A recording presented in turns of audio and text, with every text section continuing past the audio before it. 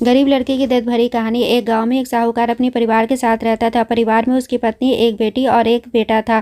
शानदार बंगला, नौकर चाकर, गाड़ियां और सब शानो शौकत का सामान था उसके पास। गरीब लोगों को बहुत ज्यादा सूद यानी ब्याज पर कर्जा देना उसका पैसा था। अक्सर लोग तंगी के दिनों में या किसी त्योहार या ब्याह शादी के मौके पर उस साहूकार से कर्जा ले लेते थे। जब फसल अच्छी होती तो थोड़ा थोड़ा करके कर्जा उतारने लगते, लेकिन जिस वर्ष सूखा पड़ता तो कर्ज तो छोड़ो, गांव वाले सूद तक नहीं दे पाते थे। इसी का फायदा उठा वो साहूकार उनकी जमीनें पर कब्जा कर उन्हें बेच देता और खूब पैसे कमाता था। इस धंधे में उसका बेटा भी उसकी मदद करता। दोनों बाप बेटा हर समय किसी न किसी गरीब की जमीन हड़पने की योजना ही बनाते रहते। एक दिन शहर से एक व्यापारी आया और साहूकार से गांव में जमीन खरीदने की इच्छा बताई। साहूकार की खुशी का ठिकाना ना रहा। घर बैठे बिठाए जमीनों का ग्राहक मिल गया। साहूकार ने उस व्यापारी को बहुत सी जमीनें दिखाई जो उसने कर्जे के बदले गांव वालों से हथिया ली थी, लेकिन उस व्यापारी को कोई भी जमीन पसंद न आई। गांव में घूमते हुए व्यापारी को एक जमीन का टुकड़ा पसंद आया। उसने साहूकार से उस जमीन के बारे में पूछा तो साहूकार सोच में डूब गया। असल में वह जमीन तो एक बिन माँ बाप की लड़की की थी जो वहाँ पर रहती थी।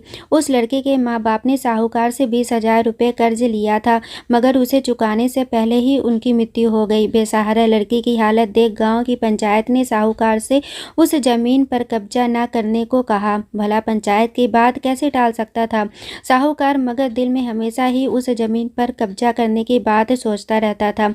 आज व्यापारी की इच्छा सुन उसका लालच बाहर आ गया था और उसने जमीन पर कब्जे का मन बना लिया।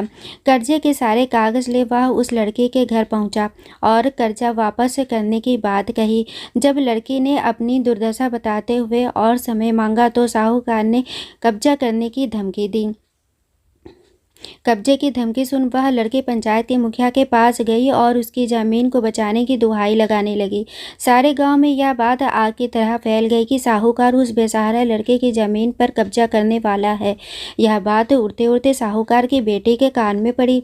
अपने पिता के लालच की बात सुन उसके मन में बहुत दुख हुआ। उसने अपने पिता से इस बारे में बात करने की कोशिश की, लेकिन साहूकार को तो सिर्फ बहुत बड़ा मुनाफा ही दिख रहा था।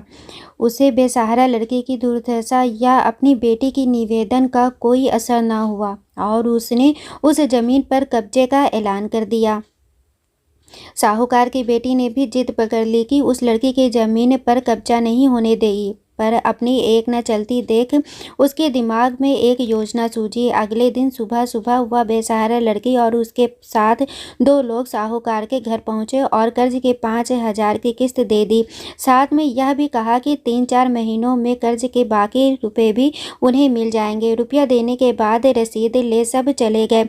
अब किस्त मिल चुकी थी, इसलिए पंचायत ने भी कब्जा नहीं करने दिया। साहूकार बहुत परेशान था कि आखिर उस लड़की के पास इतना सारा रुपया कहाँ से आया।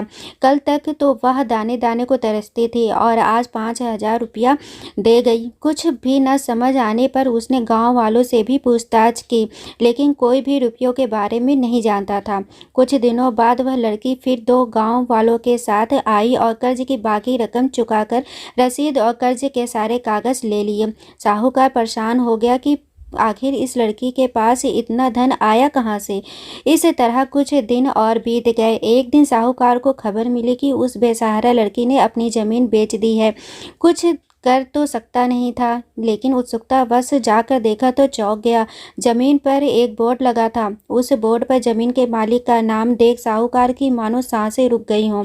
मालिक के नाम के आगे लिखा था उसकी अपनी बेटी और उस लड़की का नाम। वह दौड़ा हुआ घर गया और बेटी से पूछा कि यह क्या तमाशा है।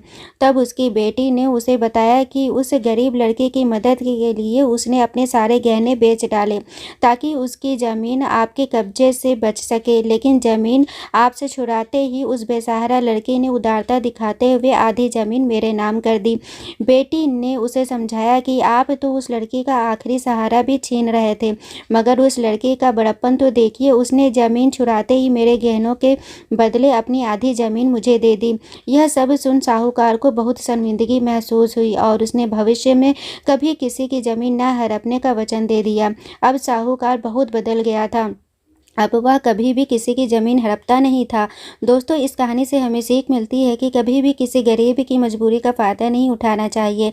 हमें भगवान ने अगर इस काबिल बनाया है कि हम दूसरों की सहायता कर सकें तो अवश्य करना चाहिए। दोस्तों, कहानी पसंद आई हो तो प्लीज़ चैनल को लाइक, शेयर एंड सब्सक्राइब करें। Thanks for watching.